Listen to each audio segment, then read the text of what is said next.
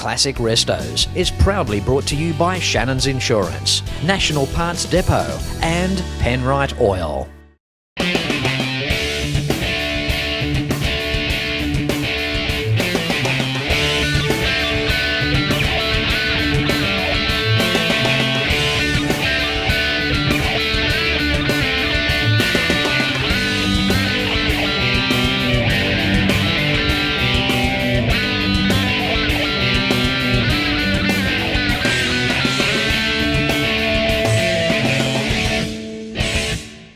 Hello and welcome to another exciting episode of Classic Restos. Of course, not possible without the continued support of Shannon's Insurance, National Parts Depot and Penrite Oil.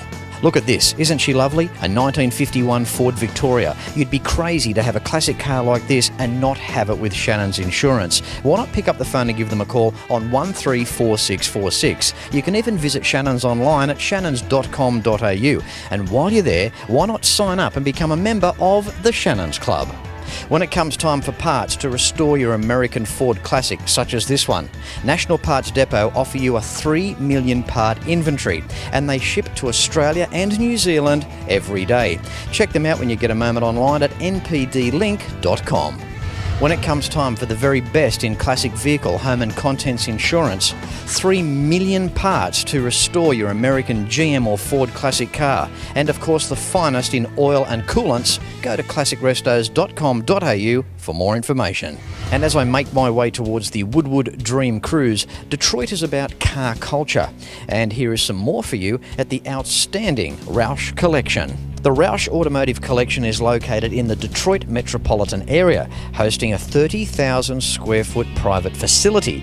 As soon as you walk through the door, collapse, then pick yourself up, and through blurry eyes you will see collections comprising wide varieties of displays, multimedia exhibits, artifacts, memorabilia, and 110 plus vehicles dedicated to the preservation of the heritage of Roush Enterprises.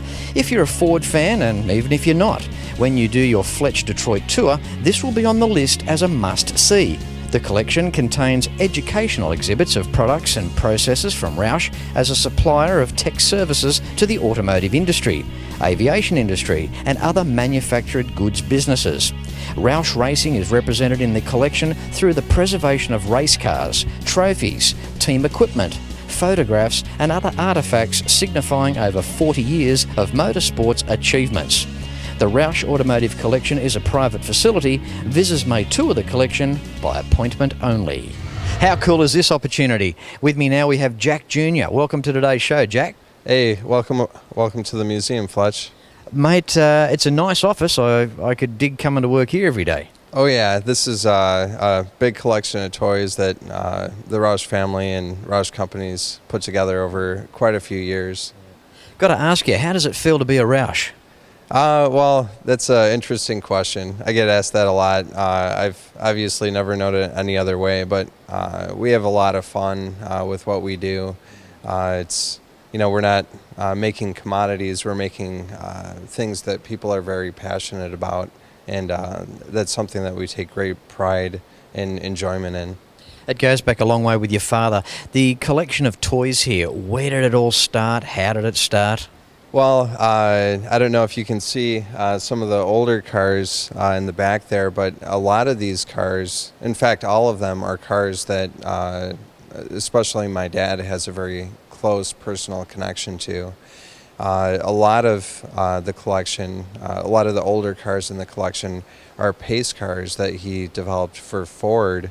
They're also race cars throughout our company's history, and in quite a few other cars as well. So to give us a rundown, so your father worked for Ford and he wanted to become a NASCAR racer. So he started at grassroots and just worked his way up back in a time where it was obviously possible.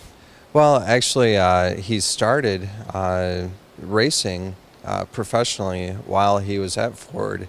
He started with the Ford Fastbacks, and that's where he met Wayne Gap. They then took their racing together and developed Wayne Gap, or Gap and Roush.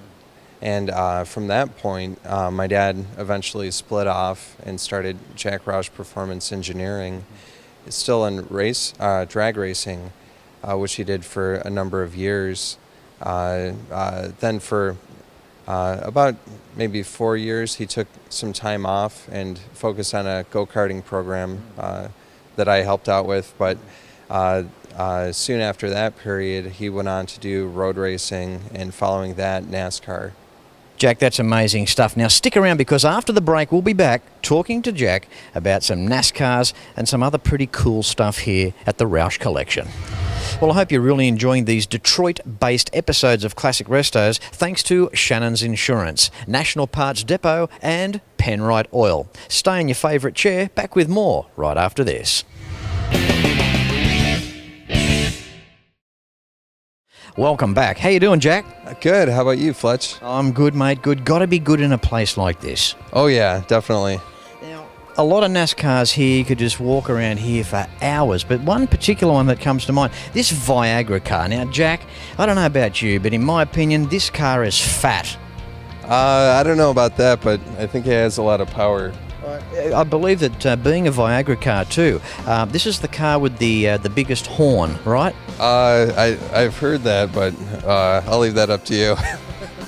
Well, tell us about it. How competitive was it? How did it race out on the track? Actually, this car was run in 2003 by Mark Martin. Very strong program run by him and my dad. It was definitely a car to be reckoned with.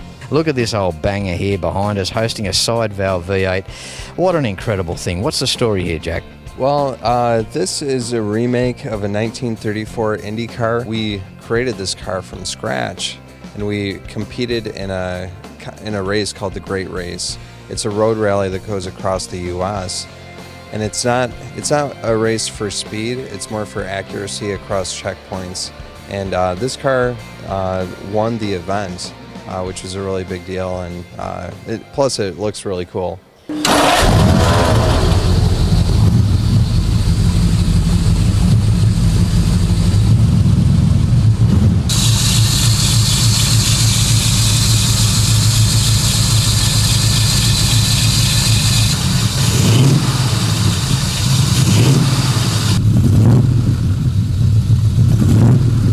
These cars back in their 30s, side valve V8s, is where the pioneering of racing it all began. What type of speeds would they do? I believe around 80 to 100 miles an hour. You know, not real fast, but it was back then. Oh yeah, and they weren't nearly as safe as cars today, so that was actually very fast. When you scale it back to the domestic cars that were on the road back in the 1930s that, might have been your 30, 40 mile an hour cars, you had these cars out on racetracks doing double that speed. So I guess back then these were looked upon as just, virtually supersonic. Oh yeah, and honestly, if you look at the tires, they did not have much patch to work with. I mean, you really had to have some guts to drive these cars. Yeah, that's what I reckon too. Some of the drivers, they just would have had to have carried various parts of their anatomy around in a wheelbarrow. Oh yeah, definitely.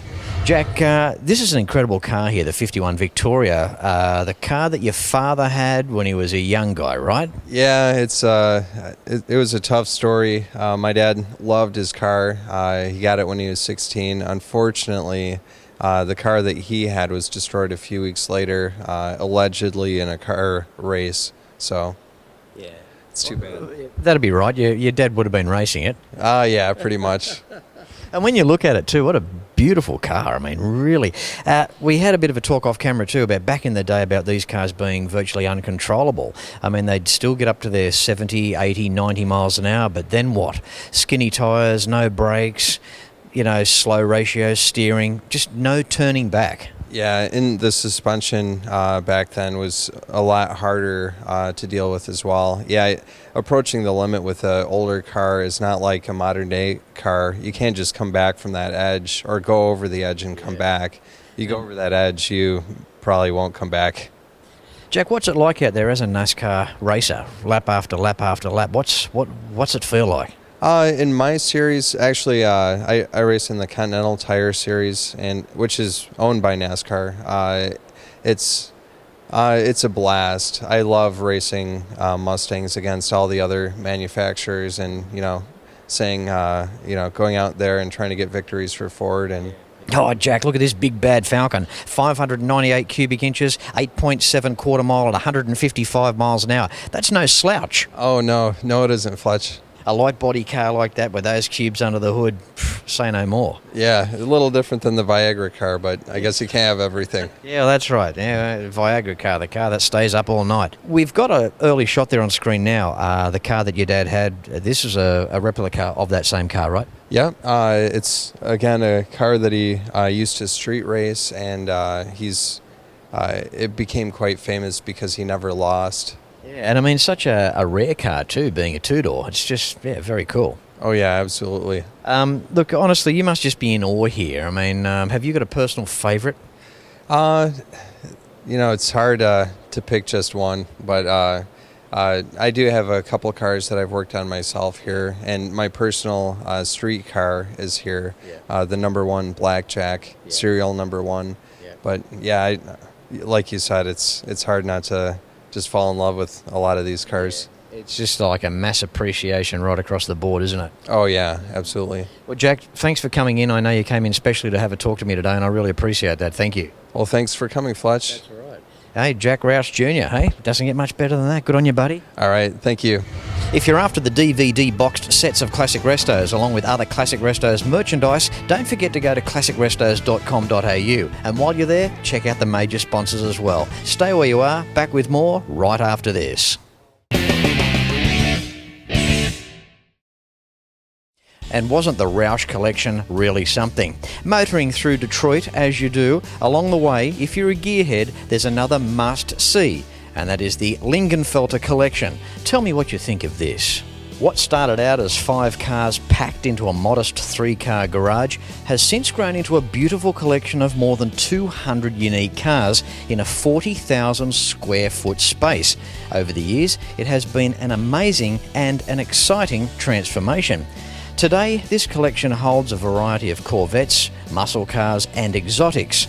Several vehicles in the collection are among the most rare automobiles in the world, including a Bugatti Veyron, an Enzo Ferrari and a Lamborghini Reventon. Since the Lingenfelter name is synonymous with Corvettes, it might be surprising that the first collector car that started it all wasn't even a Corvette. It was in fact a 1969 Jaguar XKE, which has since departed to make room for all of the other magnificent cars that are now part of this collection. Corvettes definitely make a strong appearance in the collection, as approximately 40% of the collection is dedicated to the Chevy muscle car, boasting some phenomenal new and classic additions. With me now, Ken Lingenfelter. How are you, Ken? I'm doing great, Fletch. How are you? I'm good, but I'm very stuck for words. This would have to go down as the epitome in terms of car collections. Absolutely unbelievable. Thank you. A credit to you. Thank you. Thanks very much. Tell me, where did it all start with you? You know, I've probably been a car guy ever since I could start to walk. I mean, my dad says that when I was 4 years old, I was standing in the back seat of the car and naming every car that went by. So we had a thing, we had these small cars they called Matchbox Series cars. They were made in England, and I had a collection of those things that was just crazy by the time I was 10. But the thing that really hooked me was in 1963, the Corvette Stingray brought out the split-window Corvette. And I saw that car, and that just did it for me. That was the best. So, especially the history too of winning Le Mans too in 1960. It was a great accolade for Corvette at the time. Yeah, Corvette is an incredible product, and as you can tell from around here, we've got quite a few of them. So it's nice though, on that note, that you've got such a vast array of cars. I mean, you appreciate your American cars, but you've also got the European in here as well. Yeah, again, the collection is made up of cars that I like. It's not any specific. You won't see all Chevrolets or all Fords or anything like that. These are cars that over the years as I grew up that I came to love and enjoy and raced. I did a lot of racing back in the day. I was a drag racer and a road racer. So a lot of the cars in the muscle car room are cars that, at the time I could not afford and now I can. So I've got them back there. What's your most favourite car? Is there one particular car in the whole collection in these 3 bays that just means that extra bit to you? Yeah, I think the Ferrari Enzo has got to be pretty close to the top of the list. That car is a blast to drive. It represented some time in my life where it was kind of a reward. I'd worked real hard to get the businesses to a certain level, and when I achieved that level, the Enzo was the prize. So the Bugatti Veyron is pretty special, obviously, the Lamborghini Reventon. But to be very honest with you, Corvette is just really in my blood. And yeah, my daily driver is a new ZR1 Corvette, and it does everything. I can take that car out and race it. I can take it up to the grocery store. I can take my daughter for a ride. It's just a great, great, great car. So if a car comes along, do you instantly buy it? Like if you went back to your office in a half hour's time and you saw something online and that really, you liked it, would you just grab it, or would you sit back and sit on the fence for a while? No, I don't sit on the fence. It's if you snooze, you lose. The thing is, if you see something that's really good, you better grab it. And I'll tell you what, I spent a lot of time on eBay, and I have a lot of fun on eBay too. And there's just a lot of things to choose from. So, and mostly I've done pretty well there. So. Timing too. Living in the United States is a big thing. I mean, you don't have to freight the cars overseas. I mean, they're here. Obviously, in other countries, if we want American cars, we're looking at shipping. I mean, this is the country where, well, basically where it all happens. And, the resources at the end of your fingertips, the cars can be located. I guess, you've been fortunate there in that regard as well. That's true, Fletch, but I have to tell you, through our performance company, Lingenfelter Performance, we have brought cars over and tuned them and shipped them to Australia and other parts of the world too. So we get an opportunity to share some of our engineering and things like that with people around the world. But we've got a definite advantage of picking up cars and finding good things to have fun with. Ken, tell me, what is your thought, when you look back at the cars built in the 50s and the 60s with all the stainless steel and their shapes, and now obviously late model cars have gone well away from that. They've improved in other areas in terms of drivability. But what's your thoughts? I mean, obviously your passion is Corvette. You must have a lot of time for the old designs. Oh, I really appreciate the old designs. In fact, that's kind of what made Detroit what it is. My dad was a GM executive and was involved with a company called Fisher Body. They did the coach work for a lot of General Motors cars, and there's a 66 Olds Toronado in the back there that is just the epitome of design. He was very involved in that car from a pilot program to production, and there are several cars that I have in the collection that, from my perspective, are what design was all about. Now, having said that, the real older cars, the cars that are back prior to 1940 and such, I really appreciate those cars. I like looking at them. I don't necessarily want to own them all that much. I'm the same too. You look at some of the Roadsters and just the way they look with their running boards and their wire spoke wheels and slightly wider tyres. They certainly look fat.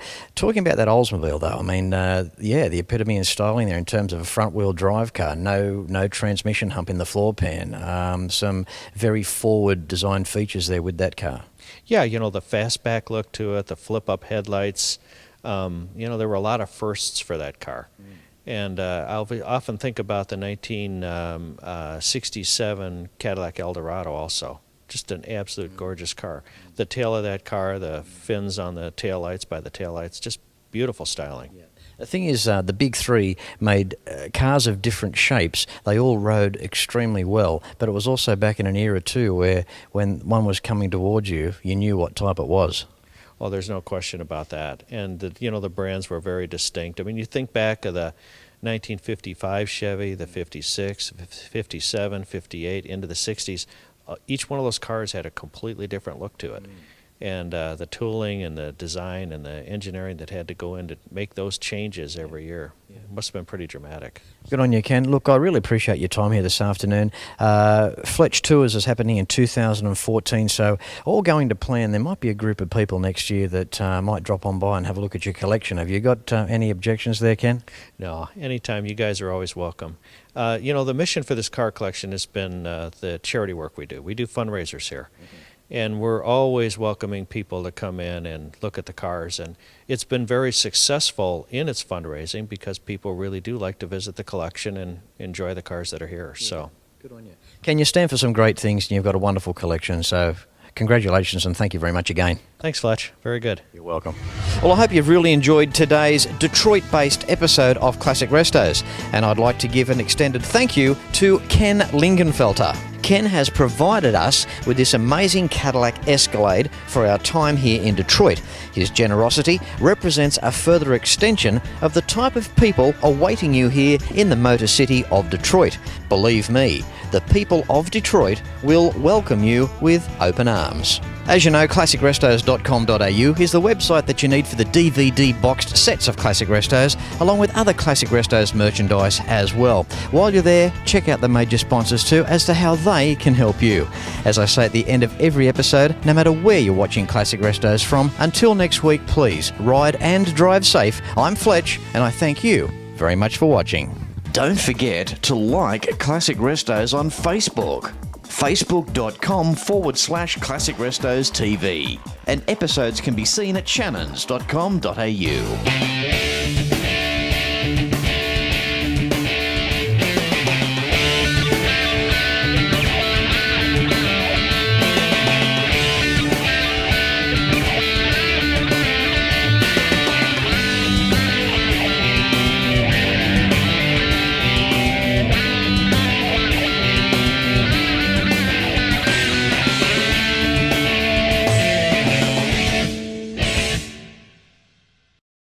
Classic Restos is proudly brought to you by Shannon's Insurance, National Parts Depot and Penrite Oil.